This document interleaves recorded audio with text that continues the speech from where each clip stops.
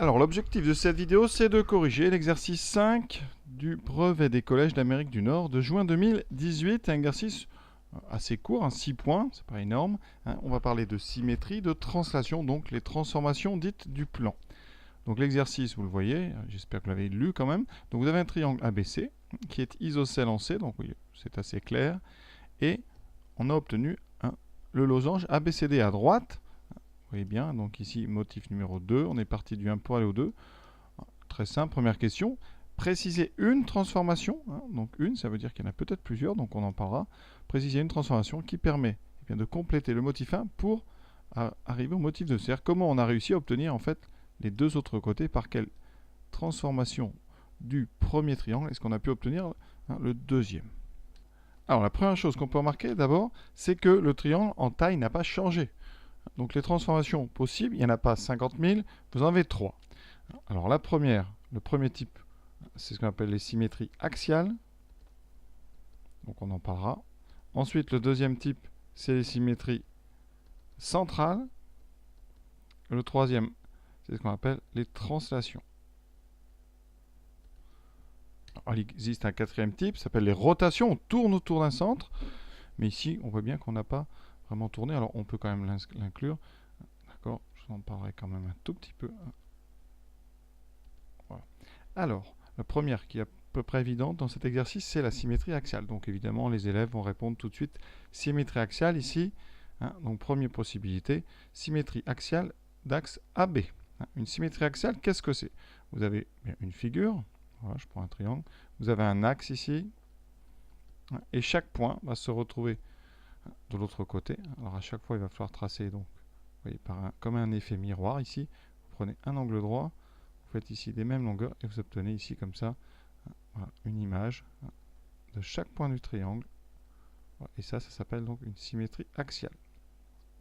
Ici, vous voyez bien, je vais la dessiner, on a donc notre axe qui va être l'axe AB, d'accord, et on va envoyer le point C de l'autre côté.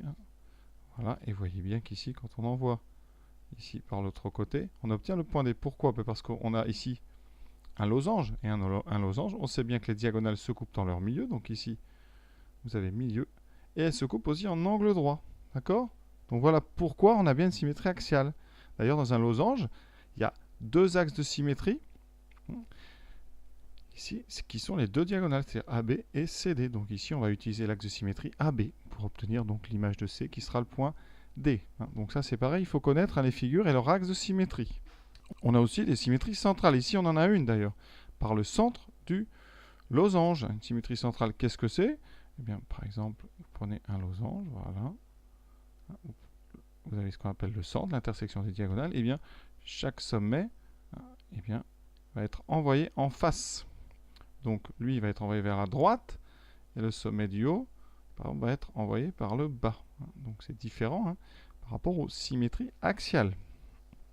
Ici, par contre, vous pouvez très bien, puisque le point A va être envoyé sur le point B et le point C va être envoyé sur le point D, d'accord? Alors que pour notre symétrie axiale, il n'y avait que le point C qui bougeait, puisque A et B restaient inchangés, c'était sur l'axe. Pour la symétrie centrale, les quatre sommets sont échangés, en fait, et vous gardez le même losange. Donc on aurait pu très bien aussi répondre. Donc deux possibilités. Donc symétrie d'axe AB, donc une symétrie axiale ou symétrie de centre O. Alors il n'y a pas de nom, O, donc c'est-à-dire l'intersection des diagonales ici. Alors les translations, qu'est-ce que c'est? Les translations, c'est un glissement. Par exemple, vous prenez une petite maisonnette, voilà, vous choisissez une orientation et une longueur de glissement, un sens, et vous faites glisser tous les points de la même façon, comme si on faisait un dessin en perspective. Donc le premier point va glisser ici, le deuxième ici, le troisième ici, le quatrième ça va être derrière, et vous obtenez un magnifique petit dessin, ici, lui va là, voilà. Et vous obtenez exactement la même maison, mais qui a été décalée. Vous voyez, c'est comme ça qu'on peut faire des beaux dessins en perspective. Alors ici, eh bien, on voit bien qu'il n'y a pas de décalage. S'il y avait eu une translation, vous auriez eu ce triangle-là, qui aurait donné un triangle plus loin, qui est le même, plus bas ou plus haut, mais qui n'aurait, vous voyez, ça aurait été le même, toujours avec la pointe vers la gauche. Alors, seule petite transformation ici, ça pourrait être ce qu'on appelle l'identité. Ça veut dire qu'on a glissé de rien du tout. On n'a rien changé. Mais ce n'est pas une réponse ici parce que vous voyez bien que si on ne change rien, eh bien vous n'obtiendrez pas bien le vecteur, le triangle ici ADB. Donc là, ici, ce n'est pas possible donc que ça soit une translation. Il n'y a aucune translation qui va pouvoir comme ça inverser la pointe. Dans une translation, les objets restent vraiment inchangés. Ils sont juste déplacés comme ça, comme par un glissement on va dire sur de la glace, quoi. D'accord? Donc si vous glissez une maisonnette, vous obtiendrez une maisonnette où tous les... Il n'y a pas ça, pardon. Une maisonnette qui sera plus haut, plus bas, mais toujours orientée exactement de la même façon. Donc là, ce n'est pas possible. Alors évidemment, je détaille beaucoup le jour de l'épreuve. Vous essayez d'être vraiment simple. Je vais vous dire ce qu'on peut rédiger pour être vraiment parfait.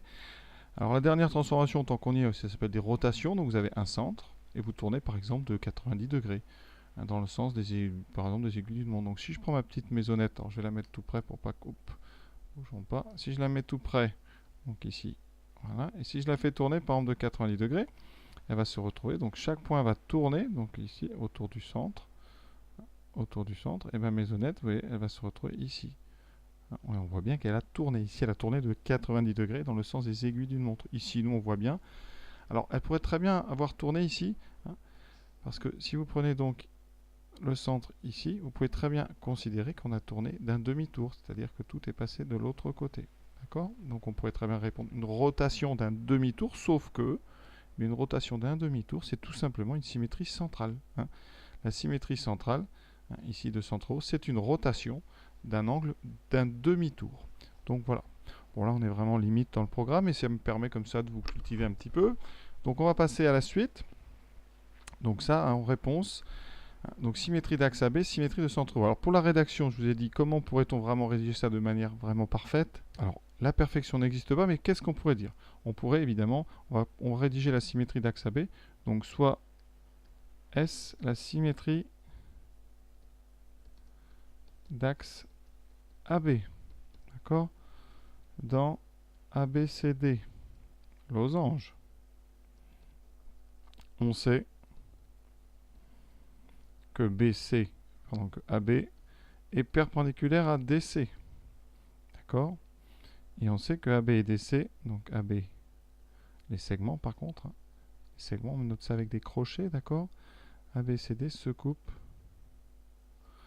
dans leur milieu. Parce que c'est un parallélogramme. Ça c'est la caractéristique des parallélogrammes. Et un losange, c'est un parallélogramme. Donc, ça se coupe en leur milieu. Donc, forcément, eh bien, l'image de C, donc par la transformation S, c'est forcément D. Parce que, eh bien, la droite AB, c'est la médiatrice du segment CD. Donc, on a bien un axe de symétrie, d'accord? Alors, c'est pas évident. On ne sait pas toujours vraiment comment rédiger. Là, on est au brevet, donc ça va être très très court. Donc, SC égale D. Ensuite, bien forcément, A et B appartiennent à l'axe, donc l'image de A, c'est A, et l'image de B, c'est B. Là, vraiment, je rédige de façon un petit peu trop complexe, mais voilà, c'est ce qu'on pourrait attendre, on va dire, d'une rédaction vraiment précise. Voilà, donc, je crois que ça suffit. On a bien donc SC qui donne D, A qui donne A et B qui donne B, donc on a bien réussi à reproduire le motif numéro 2. Donc voilà pour la première question. Alors, une fois le motif 2 construit, donc notre losange, Gaspard a appliqué à plusieurs reprises une translation. Il a obtenu cette frise. Alors, translation, on a dit c'est un glissement. Donc, qu'est-ce qu'on a glissé ici? Alors, je vais reproduire vraiment. Donc, nous, notre figure, c'est donc ce fameux losange ici, avec son axe de symétrie, ici, le segment AB. Et on va faire une translation. Donc, ça veut dire quoi? Bien sûr, on va obtenir toute cette liste, toute cette pile là de losanges. Il faut dans notre translation que D soit envoyé ici, que B soit envoyé ici, A doit être envoyé là, et C doit être envoyé en B. Alors qu'est-ce qu'on remarque pour la première translation? Eh bien, le déplacement de chaque point est toujours le même. Vous avez un déplacement ici, je vais le faire en vert, qui est comme ceci. Donc on a déplacé tous les points ici. Alors c'est pas facile à caractériser sur le dessin, mais on a fait exactement ce glissement. Alors ce glissement, c'est le même déplacement qui mène de A jusqu'à D. Donc, ici, préciser de quelle translation il s'agit, eh bien, c'est la translation qui transforme A en D. Et par la même occasion, qui transforme C en B. Et aussi un C en B. D'accord? Donc, vous verrez plus tard, et là, ça sera un programme en seconde. En seconde, qu'est-ce qu'on apprend? Donc, ce déplacement qui mène de A à D, on appelle ça un vecteur. Hein. Donc ici, on dit de vecteur AD. Et pour ne pas confondre avec des longueurs, on met une petite flèche ici pour bien indiquer qu'on est sur un glissement. Donc on a une flèche qui implique un déplacement. Donc on déplace tous les points comme on a déplacé le point A en D. Donc après, vous voyez, ça va bien nous faire donc un deuxième losange puisque chaque point voilà, a été amené au bon endroit. Et ensuite, on va refaire glisser tout le monde. Donc maintenant, et puis on va refaire cette... Ici, vous voyez, ce déplacement, le déplacement important, je vais le faire de quelle couleur? Ici, hein, voilà. Ce déplacement, c'est celui-là. Là. C'est cette flèche qui mène de A en D. Eh bien, je la reproduis ici, voilà. Ça, c'est la même flèche, et en seconde, vous verrez, on appelle ça le vecteur AD. Et tous les points vont être déplacés comme ça, de la même quantité, hein, et à chaque fois. Et vous voyez, on obtient maintenant un troisième losange. Voilà. D va être amené ici, vous voyez, et ensuite, on recontinue. Donc, bleu, violet. Donc, le point ici va être amené ici. Celui-là va être amené ici. Lui va être amené là et là. Et on obtient comme ça le quatrième losange. Donc voilà, exercice très rapide. Je pense qu'on n'attendait pas de vous beaucoup de rédaction. Mais donc ici, ça me permet de vous introduire ce que vous allez voir l'année prochaine. Donc les vecteurs, un chapitre pas facile. Donc voilà. Bon, j'espère avoir été clair. Hein. Donc à bientôt. N'hésitez pas à continuer de travailler. Il faut travailler, il faut s'entraîner parce que hein, au lycée, hein, ça sera un petit peu plus dur. Hein. Chaque année, c'est de plus en plus dur. Donc il faut vraiment beaucoup de pratique en maths pour devenir meilleur. Voilà, à bientôt.